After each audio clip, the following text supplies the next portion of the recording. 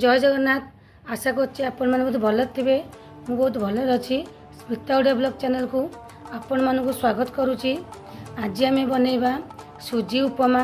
चलतु केमती कौन बनाऊँगी आपण मानक स्टेप बाय स्टेप देखेबी। चलतु स्टार्ट करिबा वीडियो। देखंतु मुठी उपमा बनइबा आलू नहीं पानी पतला पतला दीटा आलू नहीं काटिक पानी पकई देती और गाजर को एमती काटिक नहीं बुट डाली 2 चामच नहीं छोट चामच पूरा और पियाज नहीं गोटे पूरा काटिक नहीं ग्रीन मटर नहीं मीठा मक्का नहीं चिनाबादाम किसी नहीं अदा को काटिक नहीं अल्प छोट खंड अदा काटिक नहीं गोटे टमाटो को काटिक नहीं आउ कैप्सिकम गोटे काटिक नहीं भूस देखो गैस कड़े बसई गरम को छाड़ी आम स्टेज देदेवा रखी सुजी ताको कहना अल्प टे भाजीद भाजी कले सुजी ना बहुत भल लगे खायापी घर घर बहुत पसंद ताको आम टे भाजीद भाजी देखो सुजी को पूरा भाजी एमती भाजी एम काढ़ी सुजी की काढ़ी धो देती कड़े देवा भात को आम गरम छाड़ीदे किसी समय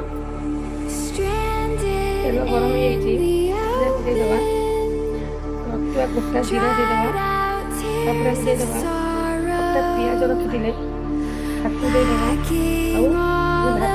भाजी गोल्डन ब्राउन भाजी waiting for the final gates to open to a new tomorrow, moving with the motion, following the light that sets me free.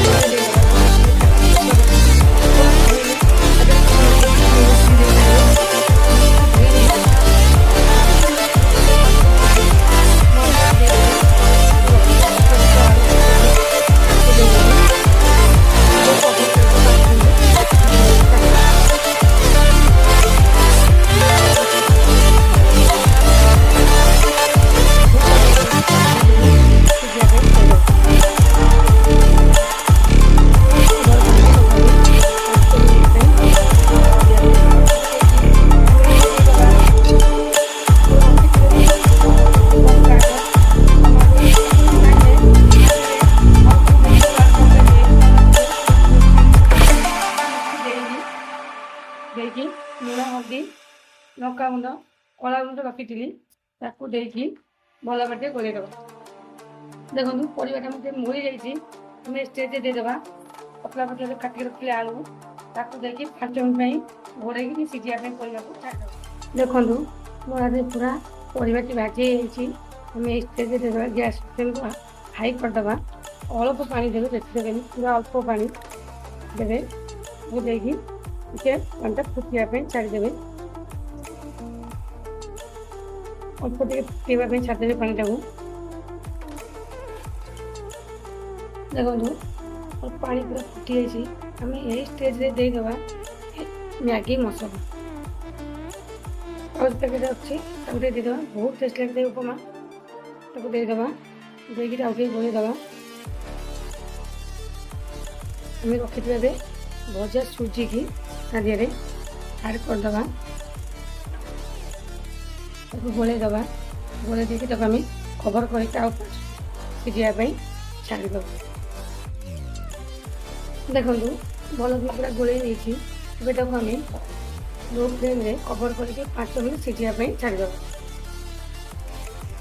देखो 5 मिनिट हो देखो केते सुंदर देखा सब पानी कम देवे ताले जरा जरा बनब ना मेचिजा हो स्टेज आम देदेबा अल्प चीनी देदेबा टेस्ट को बालांस कर गोलैदेव। देखु और पूरा बनी जाइए उपमाटी केते सुंदर देखा केते झरा झरा बनी। वीडियो यदि आप भल लगी था तो लाइक शेयर कमेंट सब्सक्राइब करने को जमा भी भूलें। पाखर बेल आइकन को प्रेस करदे जहाँफल नुआ नुआ वीडियो अपलोड कर सर्वप्रथमें पाइपर आउ कमेंट करी कहे मुझे उपमाटी बनी। आज वीडियो शेष कर देखा नुआ एक रेसिपी सहित नुआ एक वीडियो रोचे। धन्यवाद।